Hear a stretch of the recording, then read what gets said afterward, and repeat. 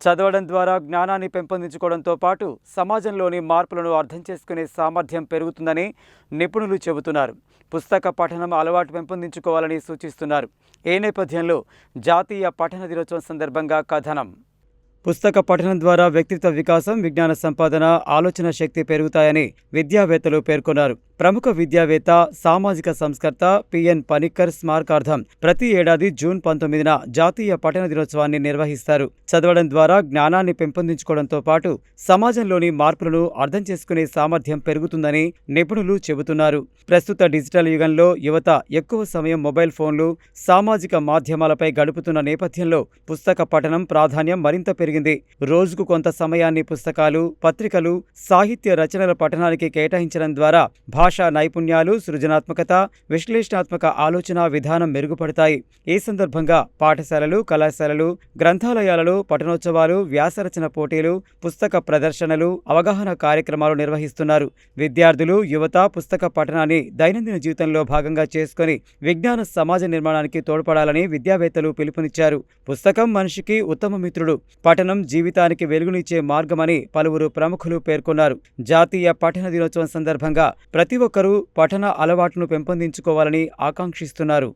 ఈరోజు పఠన దినోత్సవ శుభాకాంక్షలు.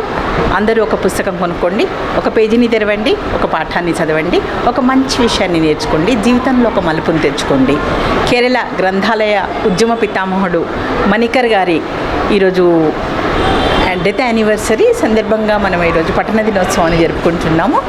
ఒక పేజీ పుస్తకంలో ఒక పేజీని చాలా మనస్సు పెట్టి క్షుణ్ణంగా చదివితే మనలో మనము తెచ్చుకోవలసిన మార్పులేంటి, ఒక సెల్ఫ్ డిసిప్లైన్ ఎలా, ఒక ఆత్మస్థైర్యాన్ని పెంపొందించుకోవడం ఎలా, ఒక కష్టం వచ్చినప్పుడు ధైర్యంగా నిలబడటం ఎలా, చదవడం అనే ఒక కళ గనక మనకు వచ్చినుంటే ఆ చదవడం అనే కళతో, పఠనం అనే కళతో మిగతా అన్ని స్కిల్స్ వచ్చేస్తాయి మనకు. పఠనము, లేఖనము ఇవన్నీ రావాలి అంటే మొదట మనం శ్రవణము చక్కగా వినాలి. ఆ విన్న పుస్తకాన్ని చక్కగా పఠనము చదవాలి. చదివిన తర్వాత దాన్ని లేఖనము రాయాలి.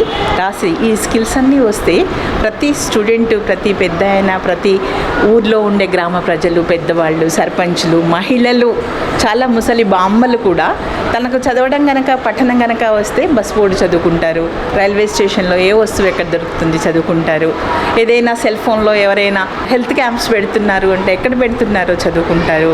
ఈ పఠన దినోత్సవం రోజు ఈ సెల్ ఫోన్స్ వచ్చిన తర్వాత మనందరము యూట్యూబర్స్ న్యూస్ వినుకుంటూ శ్రవణానికే ఇంపార్టెన్స్ ఇస్తున్నాము, పఠనాన్ని బంద్ చేస్తున్నాము.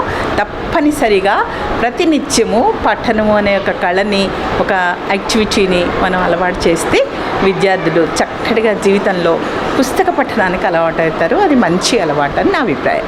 ప్రజలందరికీ జాతీయ చదువు దినోత్సవ శుభాకాంక్షలు.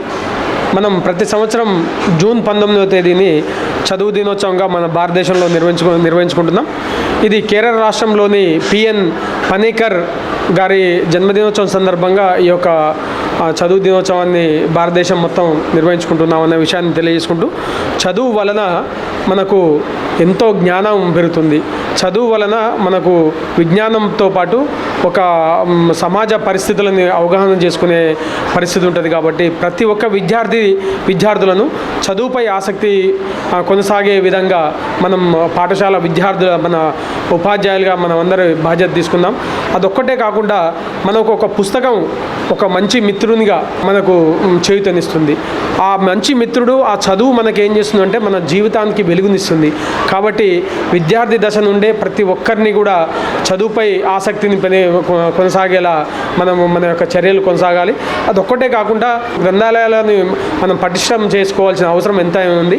ఆ గ్రంథాలయాల్లో వివిధ పుస్తకాల అక్కడ ప్రదర్శన ద్వారా, ఆ పుస్తకాలు చదవడం ద్వారా విద్యార్థుల్లో ఒక సృజనాత్మకత, అలాగే ఒక విషయ పరిజ్ఞానం కూడా పెంపొందించబడటానికి మనం చదువుని ఇంకా ముందరికి తీసుకోవాల్సిన అవసరం ఉంది. ఇది ప్రతి పాఠశాలలో, గ్రామీణ ప్రాంతాల్లో కూడా, అక్కడ గ్రామ పంచాయతీలో కూడా ఒక గ్రంథాలయాలను ఏర్పాటు చేసుకొని ముందరు తీసుకువెళ్తే విద్యార్థులు రూట్ స్థాయి నుంచే, క్షేత్రస్థాయి నుంచే ఒక పుస్తక పఠనంపై మంచి అవగాహన పెంచుకుంటారనే విషయాన్ని తెలియజేసుకుంటూ, ఇది ఒక గొప్ప విజ్ఞానాన్ని మనం భవిష్యత్ తరాలకు అందించే ఒక ప్రక్రియనే మనం చదువు దినోత్సవం. ఆ రకంగా చదువు దినోత్సవాన్ని ప్రతి ఒక్కరూ, ప్రతి పాఠశాలలో, ప్రతి కళాశాలలో, ప్రతి గ్రామంలో, ప్రతి దగ్గర కూడా మనము ఈ యొక్క చదువు దినోత్సవాన్ని ముందర తీసుకుపోవాల్సిన అవసరం ఎంతైనా ఉందనే విషయాన్ని తెలియజేస్తుంది.